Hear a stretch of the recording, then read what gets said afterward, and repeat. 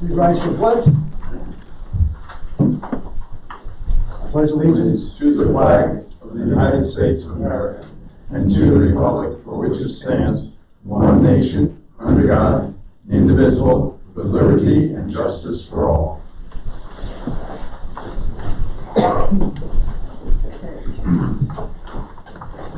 First item on the agenda is any public comments or questions concerning today's agenda. I have a quick question. Last meeting, the YouTube feed wasn't, there's a post on YouTube, but it's not, you can't access the videos there. Yeah, the video didn't function last time. There was an issue with YouTube. It didn't render correctly, so there is no live stream from the last meeting.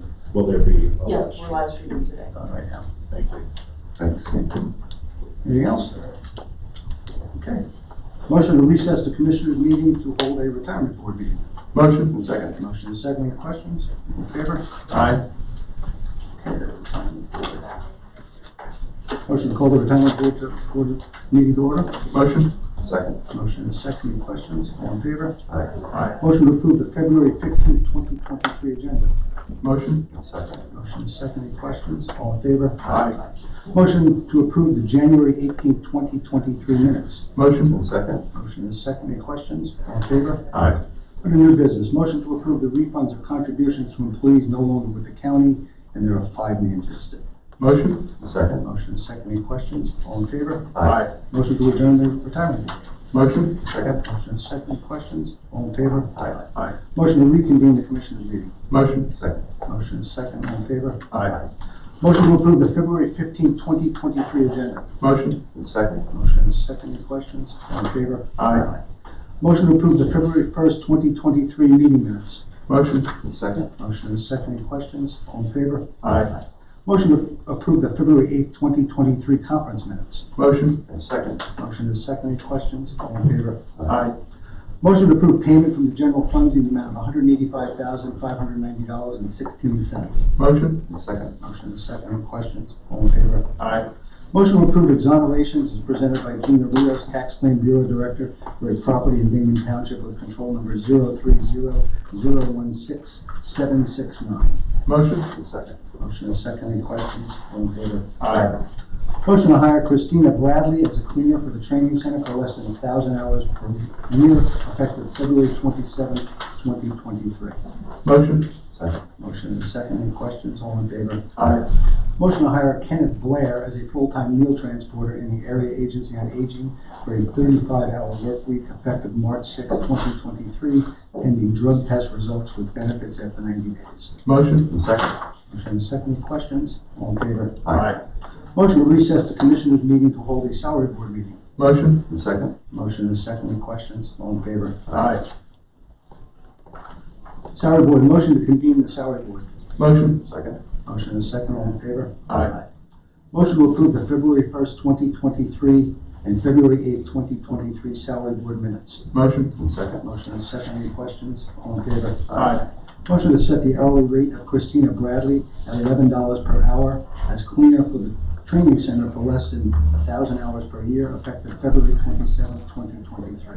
Motion. Second. Motion is second. Any questions? All in favor? Aye. Motion to change the part-time meal transporter position in Area Agency on Aging from a 20-hour work week to a full-time position at 35 hours per week. Motion. Second. Motion is second. Any questions? All in favor? Aye. Motion to set the hourly rate of Kenneth Blair at $12.50 per hour as a full-time meal transporter in the Area Agency on Aging for a 35-hour work week, effective March 6, 2023, pending drug test results with benefits after 90 days. Motion. Second. Motion is second. Any questions? All in favor? Aye. Motion to increase the hourly rate of Cassandra Correa to $20.74 per hour as Public Safety Telecommunicator 1 of the 911 Center due to her successful completion of telecommunicator training effective February 26, 2023. Motion. Second. Motion is second. Any questions? All in favor? Aye. Motion to reconvene the commissioners meeting. Motion. Second. Motion is second. All in favor? Aye. Motion to open the bids received for the Pike County Jail Complex Well Number 3 Drilling and Development Project. Motion. Second. Motion is second. All in favor? Aye. No bids again. Okay, now to address that.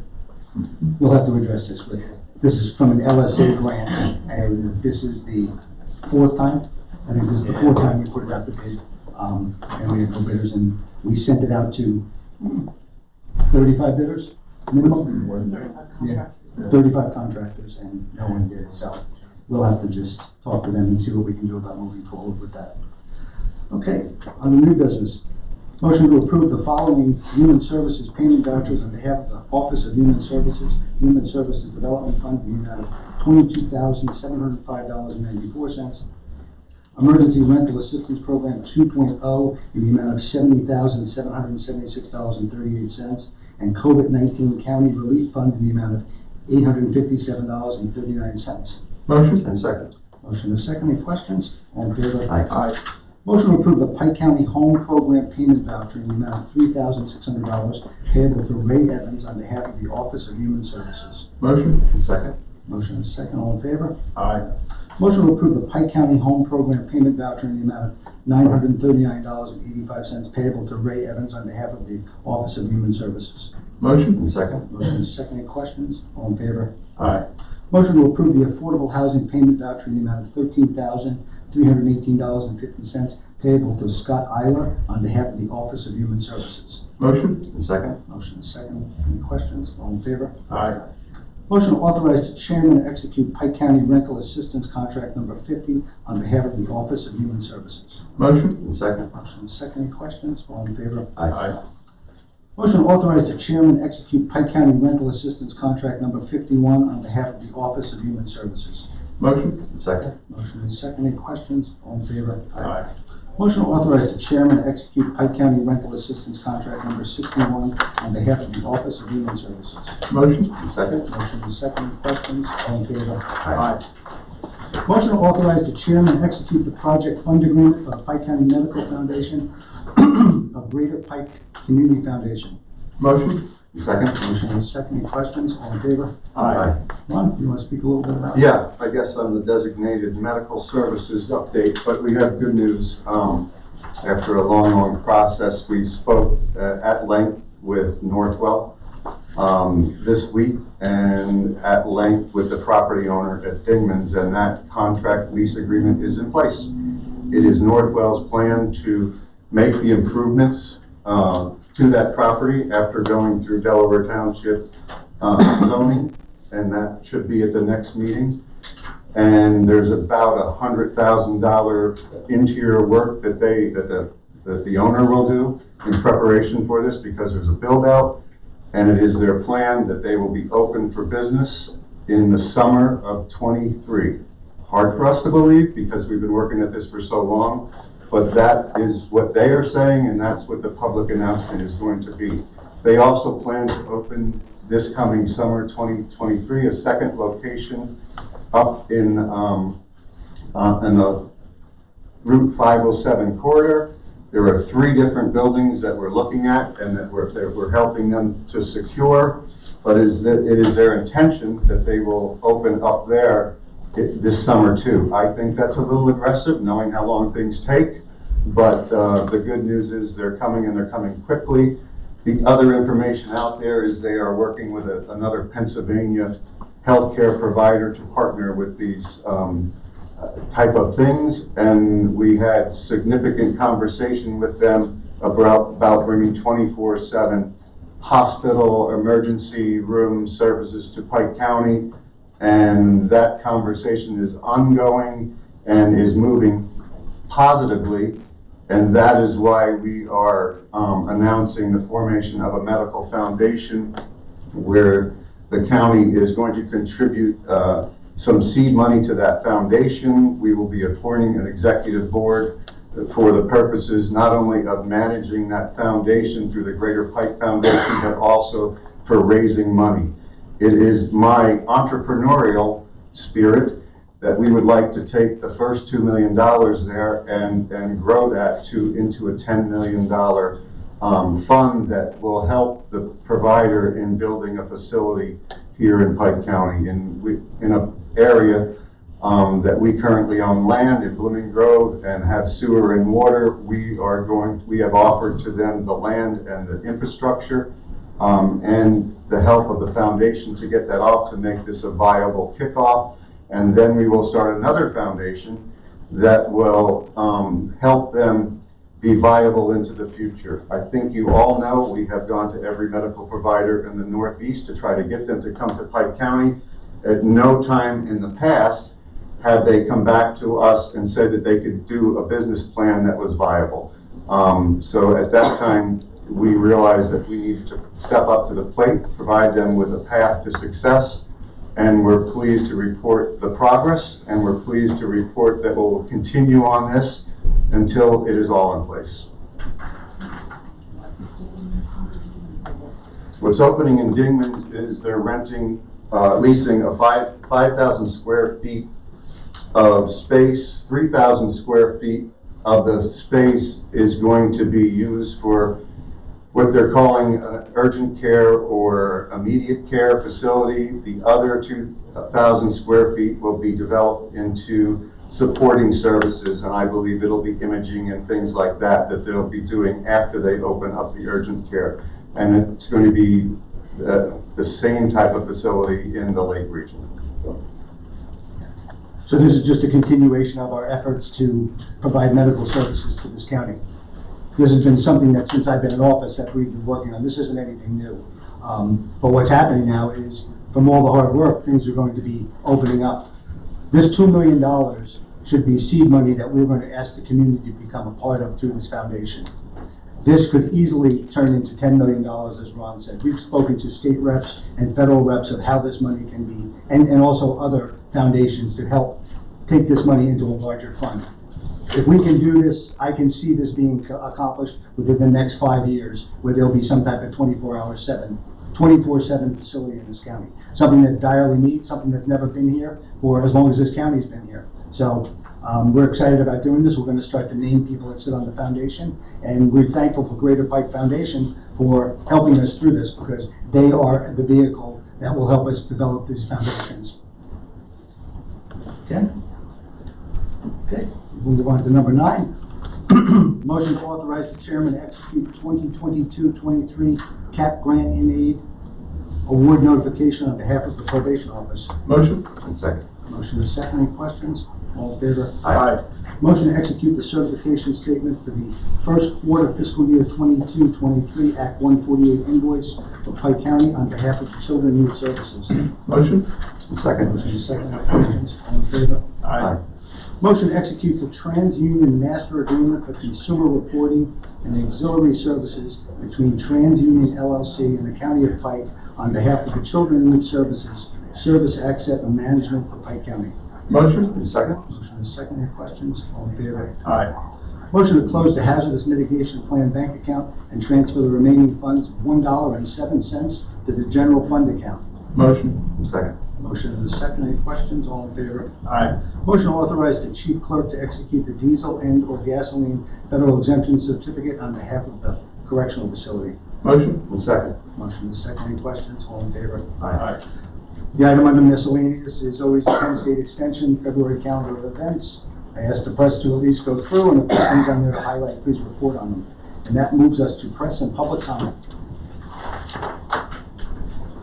So for the medical foundation and 24/7 hospital situation, you're giving them that property? There'll be a long-term lease on it. These will be a non-profit. This money is allocated, not for a profitable business. Most hospitals and that are non-profits, so it would be a non-profit organization. Identify yourself for the record. Sorry, I'm Patty Cruz, Delaware Township. Anyone else? Matt? Go ahead, Matt. Go ahead. If you want to go ahead, Okay, it's go fine. ahead. Go. Please, go right ahead. Okay, Northwell, is that a Pennsylvania insurance thing? Northwell or- is a medical provider. Sorry, medical provider. Out of New York State. Out of New York? Yes. Yeah. They're the 5th largest medical provider in the United States. Although I admit I didn't know that till last January. I didn't know that it was on the house. They employ over 80,000 people in the state of New York. They're the largest employer. And they're really based around the metropolitan New York area and up into Westchester County and out into Long Island. They came to us and said, because some of them actually have summer homes up in this area, some of the executives, that they saw a need for medical services. they thought it might make sense for them to try and do that, partly because a lot of their customers, if you are clients in New York, also come up to visit and or stay in Pike County. So it was a great opportunity. These guys had been working on this before I ever arrived, but fortunately Northwell contacted us at the end of 2021 and said, we'd like to talk to you about this. And that's what developed. And the good news is they're also smart enough to partner with another well-established medical provider in Pennsylvania to make it easier for them to deal with licensing and insurance issues, as well as to work on the bigger plan of the 24/7 emergency mini hospital is how we sometimes refer to it. And who did they partner with? Well, Or can you not? they're talking to an entity. We don't Okay. want to commit them. Okay.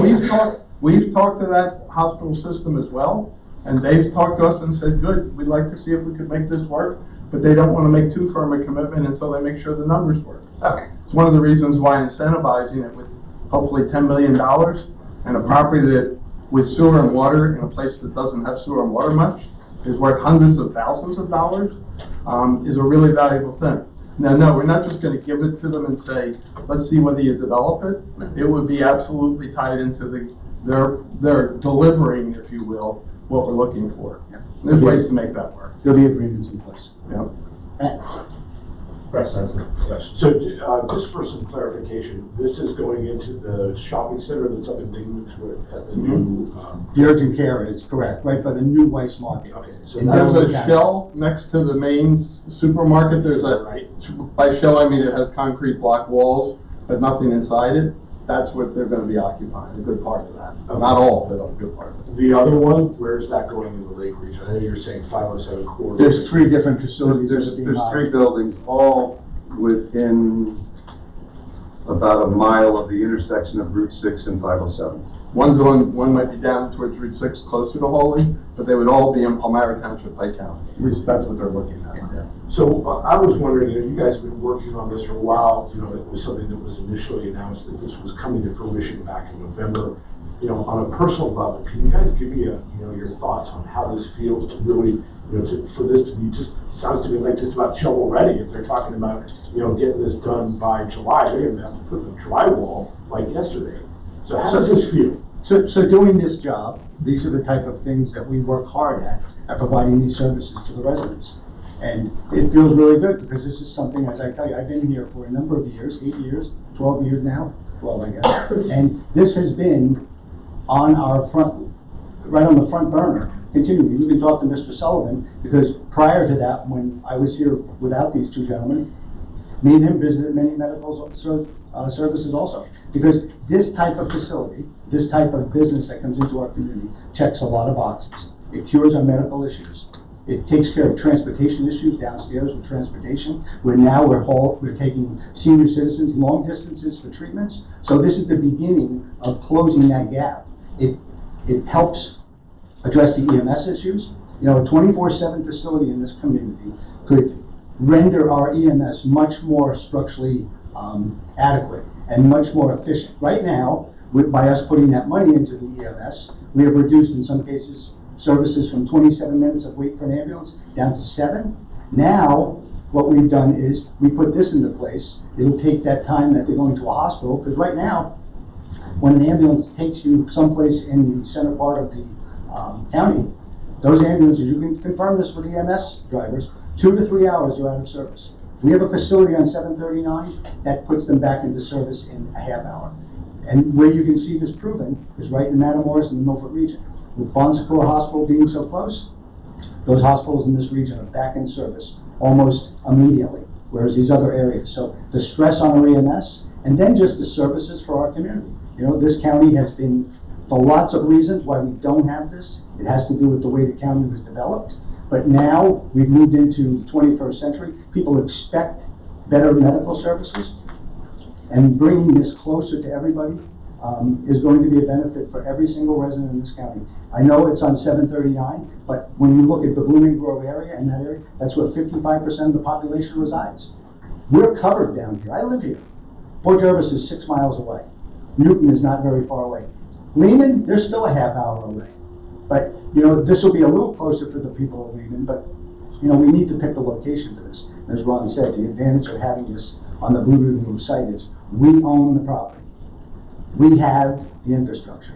It would take forever to put something in place, to have a central sewage system someplace on a different parcel line. This is shovel ready. Just a matter now for us to build this $2 million into a larger fund, and we're gonna do that. And as far as the urgent cares, you know, having went up the Lake Region area there to service particularly Green Township, Black Waxen Township, and of course Palmyra, and even Blooming Grove, that's a great opportunity. There are some if you go up to Homestead, but if you're coming from Greentown to Homestead, that's a long drive, especially if you're in dire medical circumstances. And the other thing is, we're really fortunate that we were able to make this work with Northwell, because Northwell has told us, they've actually told us, we said that we had this $2 million that was always a set aside of the federal money that came down for medical services. Well, maybe it could be used for the urgent cares. They said, no, hold on to that for your bigger project, because we can afford to lose $1 million a year if we have to. We don't want to, but they're realistic that they're not going to automatically be doing, you know, huge business the first few months or the first year or two. However, they're a multi-billion dollar revenue. Even though they're a nonprofit, they have a lot of money, so they have the resources to make this work without hoping it works, which unfortunately in the past, we've had a little bit of that occasionally in this area, where somebody tries to make it work and it doesn't work, so they walk away. We don't see that happening here. There's no guarantees, but it's certainly a better opportunity to make it work. Thank you, Tom. Ron, I know that this You've heard enough of me. Well, this has been a big deal for you, because you said that this has been, you know, the thing that you've been focused on in you know, getting, this is kind of multifaceted for you to get medical businesses up here to help, you know, keep people staying in Pike County instead of leaving. It checks so many boxes for us, and when I got involved here, I was appointed as a member of the board of Wayne Memorial for the sole purpose of making sure that we could bring some kind of services into, and they did some in Lords Valley and things. I resigned from that board the past month because of a conflict. I have a everyday conversation with these other medical providers, and I had a conflict of interest. So I did do that, but for me, I'm not bashful about this. There's a lot of things that happen in the county, but for me, this is the #1 priority. It's the biggest weakness I have. It also creates employment opportunities within the county away from my other passion, which is tourism. The tourism industry is dominant in our county, but we need to have other types of employment. If you go to Wayne County, the largest employer is Wayne Memorial Hospital. If you go to most communities, it probably is the healthcare systems. In our county, the largest employer is Woodloch Pines. And we hope to bring other jobs with the medical services into the county. So for me, it checks all the boxes. And yeah, I'm going to talk about this and work on this until I can't stand it anymore. But this has been a long time coming. Thank you. Thanks. Matt? Yes, I have a couple of questions. Just to clarify, and thank you to the press for that stirring bit of investigative journalism. I would ask you what your favorite ice cream was, but I think the public probably doesn't need to know that. So my question is where the seed money is actually coming from. Specifically, what tier of the COVID money that you received? It was the American Recovery Funds that we got. Okay, and how much money of that is left currently? We have used, I think, all of it. Yeah. We took care of nonprofits with a couple $100,000. We put some to help offset our costs here in the county. Rob is here. Rob is from Human Services. He's the one who helped us go through and identify. Okay, you answered my question. Okay, good. I have another question. My other question is, there's not $10 million currently in that pot, right? It's just the $2 million that you received the money for. Who's the chairman of the Pike County Medical Foundation? We haven't set this yet. This is the creation of signing the agreement. And when do you plan on appointing a committee? Right in the near future. Okay. We're identifying individuals. Okay. So my other comment would be that, of course, this is the beginning of the primary election season, and so some things don't escape me or the public. My question for the commissioners is, we've also noticed that your YouTube has been basically erased for all the previous commissioners meeting, as well as have the county pages for the minutes and agenda. So in other words, in order to get minutes and agenda items from previous times, we'd have to do a right to know request rather than just go to the website and see something from. The minutes and the agendas are up for the current year. Correct. 2022's minutes and agendas were taken down. They're still available if you would like them. So the only way they're available, correct me if I'm wrong, is to make a right to know request and ask You for can just come them. into the office and ask for them. That's, Okay, yeah. so the public can't go But to a we website typically- and just, hear me out. The public cannot go to a website and just view the minutes.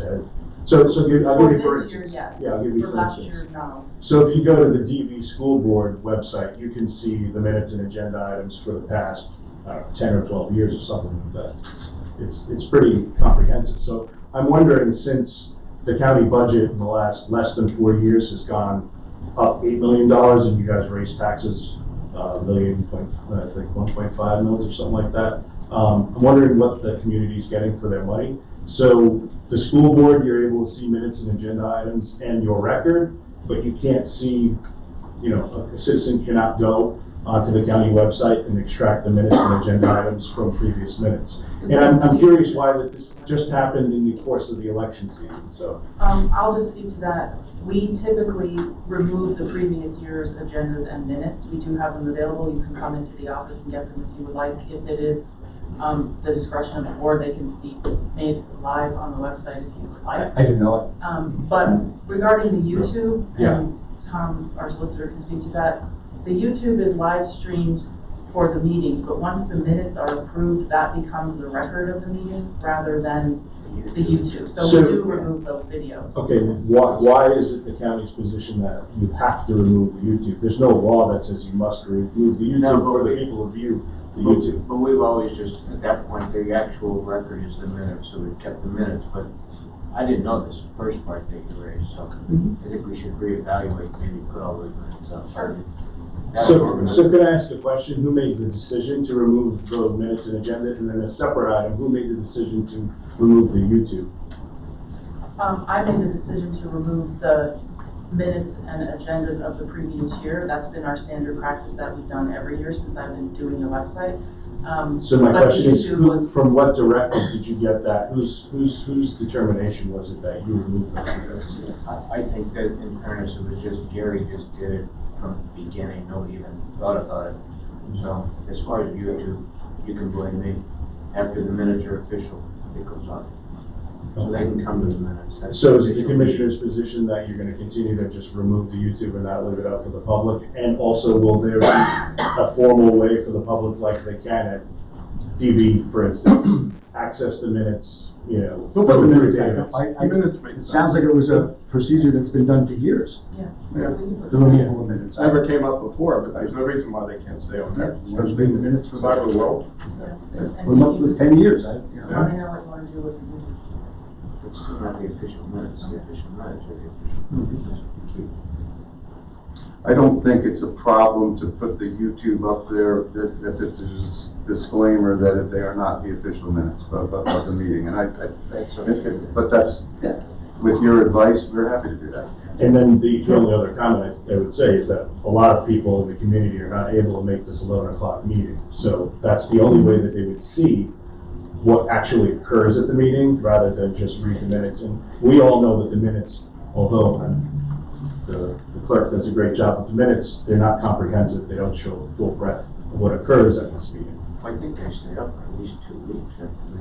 The video or? The video, YouTube. is it Oh, at least 2 weeks? until, yeah, when Yeah. the minutes get approved at the Yeah, that's next what meeting. everybody has, yeah, at least 2 weeks. Yeah, so there will be 2 weeks. Okay. Yeah, I was just saying, this digital world, unless YouTube's restricting you or the county's paying money, certainly for the amount of money that we're paying for other things, we can be as good as the school board in terms of accessing information from the public and being transparent, right? That's what the goal is. This is transparency, correct? Thank you.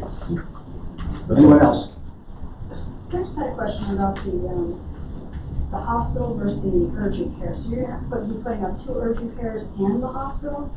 Well, hospitals, it would be an emergency center that's 24/7. Urgent cares are not 24/7. Right, right. So do we really have a need for 2 urgent cares and a hospital in our area? 100%, and we've had study after study done on this, including Northwell, extensive study on it, and we have none. We have not. We're the only, I say this all the time, there's 67 counties in Pennsylvania. We're the only one without either. We don't have either. The most obvious And the fastest growing county. The most obvious reason though is, and I represented Palmyra Township as their solicitor for 34 years. But anyway, and Hampton is a paid ambulance service that's been in existence for a number of years. When they pick up somebody and have to take them to a hospital, the average time that they're out on that call is 1.5 to 2 hours, depending on whether they can go to Wayne Memorial or over to Scranton. With a mini emergency center there in Blooming Grove, that time would go down to half an hour, 45 minutes. The problem that, of course, is obvious on that is if you're out for 2 hours and another call comes in, who's covering it? Now, quite frankly, because of what the prior commissioner, these guys did, and my predecessor, the money that's been infused into the ambulance companies has helped that, but it still doesn't shorten that time period. If you have 2 ambulances, it does help because you can get a second one out if a call comes in during that 2-hour gap. But this would make it so much better. That's why it's really needed. And an urgent care can handle some medical emergencies, but not the more serious ones. So then if we have a hospital, do we need the urgent care? So, yeah, If we put because urgent care is an everyday issue. The emergency room is when things get bad. that's a really good question. And so the problem with having a hospital without urgent care is that you flood your emergency room with bumps and bruises and sniffles. The problem with having urgent cares without a hospital is an ambulance can't go to an urgent care. So the two in communities are combined for that reason. There's 2 different services that they provide. A lot of things can be taken care of with an urgent care. A lot of things can be taken care of with an urgent care. But when you get if it's an emergency, if it's after hours, you need a hospital. So in the experience that I had at Wayne Memorial, they opened up urgent cares to relieve the pressure on their emergency room. And if that makes sense. If you go down to Newton, you see an urgent care at the doorstep of the emergency room. And that's for the exact same reason. Do we know what the expected square footage of the hospital is? I'm trying to get an idea of how. About 10, so the thoughts we have and when we talk to these different individuals in that profession, 10 to 25 beds. And where you'll see one of these is in Dixon City that was constructed. And that was right outside of Scranton, they built one of these mini hospitals. And St. Luke's just opened up one in Monroe County and all over. There's really a move toward, and they call them mini, micro, they have all kinds of names for them. There's really been a move to smaller hospitals closer to people, rather than in a rural area like here, putting it someplace like Wayne Memorial that really kind of services parts of 2 counties. It's a long drive. So there's a movement to have a smaller hospital with the ability to either helicopter them or ambulance them when it's a specialist needed to one of their neighboring facilities. One follow-up. Can I just ask, Yeah, can sure. you please identify yourself for the record? Gina Mankato. Good. Yeah, so my other question is, I've spoken to some of the ambulance companies in the county, and their contention is, some of the larger ones actually, that an ambulatory cooperative is really what the county should have done. And because currently the BLS and ALS service is not as good as it could be, as you say. So, I mean, if this doesn't happen in a bubble also, Matt, you've been here for 8 years, you've been here for 4 years, Ron, and Tony's been here for a couple of years. So this is not just a problem that happened. So I'd like to know why we haven't tried to move towards a cooperative. I understand that the townships are independent, but you've also not lobbied for something that would be more comprehensive. We don't need a hospital to have better ambulatory care, something that would be a cooperative. I'll take that. It's a good question. And you've been talking to the Blooming Grove people, so I hear. No, actually, I've been talking to more than just the Blooming Well, Grove people, but yes. So we went to meetings over a long period of time to come up with a solution. And one of the solutions was something similar to what you're talking about. and it was proposed by Nick from Blooming Grove. No one was interested in doing it with them. And that's recorded in minutes of the meeting if they have it or whatever. And we were at the meetings to witness that. That probably is a better solution in the long run, but it's not something that we could put in place what we thought was a very serious and urgent problem, and the fastest way out of it, we believe, was what we accomplished. And what we hear back from nearly all of them, I'm in communication with them, we have the records through Tim and everybody out there, is that it's been a very positive experience. So, correct me if I'm wrong again, but the money that you sent to all the townships, correct? No, there's some that didn't. Only if they request it, and only if they have to post the same amount. Some of the townships, however, do not have full ambulatory care that have received this money, correct? That's correct. Okay, yeah, just to be clear. And the other thing too, I mean, yeah, I'm not going to disparage Nick here at all, because I think he's a fair man. He's been good for the county. He's offered you advice. As far as I understand it, did not the commissioners appoint him chairman of some investigative group? I think he does a great job. I think he does a great job. It's just that we felt that it needed to be faster, and maybe what he was proposing can happen over time. Right, and again, this was not just Nick who I spoke with, so it was several of them. Okay. There was also an effort by, I know, Matt and Steve Guccini, for example, to work at a higher level to see if the counties could have more of an ability, not to run everything, but to coordinate it, because in fact, that's kind of what they did with the money. But unfortunately, about half of the county association thought it was a great idea and the other half didn't. Yeah. And so the legislation that was necessary to power that. Mr. Baker has legislation to form an authority that will allow counties to work together. We have no authority to be in the ambulance business. That is all right on top of the township's responsibilities. But what we felt was that there are townships that needed assistance with funding to help pay staffing, and that's what our money is used for. Some of them, you're right, are not 24-hour.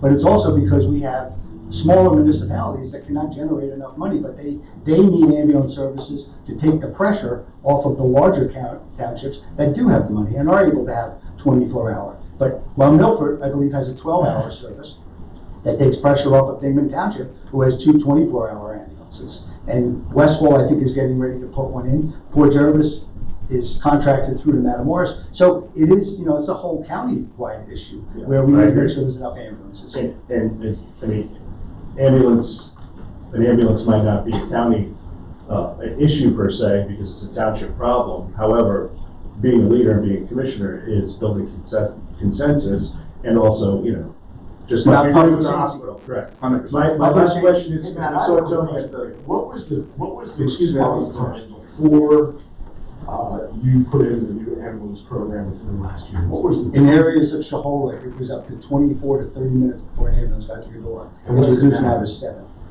Thank you. So my last question is about, I saw Tony at the Delaware Township meeting for the transmission line. What are the commissioners doing in regards to the transmission line that they're proposing to put in through the middle of the county? Do you have any comments about that? Well, the right-of-way is already there. Yeah, that's it. They're using an existing right-of-way because, quite frankly, that's the easiest way for them to be able to establish that. Whether we like that or not, those rights-of-ways were put in, because I've been involved with right-of-way issues as a real estate lawyer for many years. Many of those rights-of-ways go back to the 50s and 60s, and they're using that transmission card because they don't have to say, gee, we got to work with each property owner to acquire it. Yeah. Now, having said that, there are ways to get it done that don't necessarily have to adversely impact people anymore. And quite frankly, there are lots of people that probably don't even know they have a right of way to approach their property. Right. So to that, Ron, the meeting that you and I were at, Tony, the meeting that you and I were at, and Ron and Matt were not at, Mr. Farley asked if the company would submit those right-of-ways for the township and also the county, I believe. Right. That was the request. Have we received that, and have you gone through them? The answer is I know the township received them, and I went from, as township solicitor for Delaware, we're looking to match them up. I don't know if it was forwarded to the county or not. Well, check with these budgets. From what I understand, unfortunately, Matt, out of all the property, I think there's only 9 properties that are at issue. I don't have right-of-ways, and only 5 of them are private individuals. Mhm. So that means the county's gonna have to work out with those 5 people. I think the 4 that aren't a public entity or practice some kind of public right-of-way already exists. Mhm. And I did ask Mr. Turner, who's a Yes. representative, but unfortunately, nice guy, but didn't have much information, unfortunately. Yes. I asked him to provide those more detailed maps that would show people's locations. For example, we found out afterwards that the line that goes through the Camp Akronai goes on the extreme corner of it, away from all the facilities that are used by the public. But I said, bring them to the county, because the county planning has a great way of disseminating that kind of information, because this is going to pass through 5 townships. That's By right. county, That's altogether. So it's a good way to coordinate it. He assured me he would. We had some contact with First Energy after that, and I reminded them that we had asked for that. So hopefully that's going to happen. I don't know if it's been delivered yet, since that meeting a couple of I'm weeks. asking because we haven't heard too much from the commissioners on this topic, so that's why I asked the question. Now, we have no jurisdiction over that per se. Quite frankly, there was, the people asked, well, what about the other, there was an earlier Carter plan, as I understand it. I think, quite frankly, some of that was a problem with getting rights of ways through lands that were protected either by government or Yeah. conservation easement, because I happen to be familiar with some of those. Yes. And I think that complicated things, and that's why they said, well, why don't we use the Carter that we already have the access for? Well, and I ask because although the commissioners don't have to weigh in on that necessarily, you've weighed in on things like January 6th and stuff like that. But we had a meeting with First Energy, so here. I would happen to be with my grandchildren, just so we're clear of where I was during that meeting. And Ron, I believe, was away. I mean, we do have a right to go on vacation. We had a meeting when we returned with First Energy here, and we discussed this whole thing, and we reviewed all of this, and we asked for these maps. We also asked them about what the purpose of it was, and purposes are, when you talk to the people in Lehman, particularly the supervisors, which we have had conversations with, they want to see this because of resiliency and redundancy. Our question to First Energy was, when they come out onto Route 6 up here and go up to the Walker Station, is there a way for them to make a right-hand turn and bring some redundancy to this area of Pike County? So whether you know it or not, the electricity here has only one source of electricity.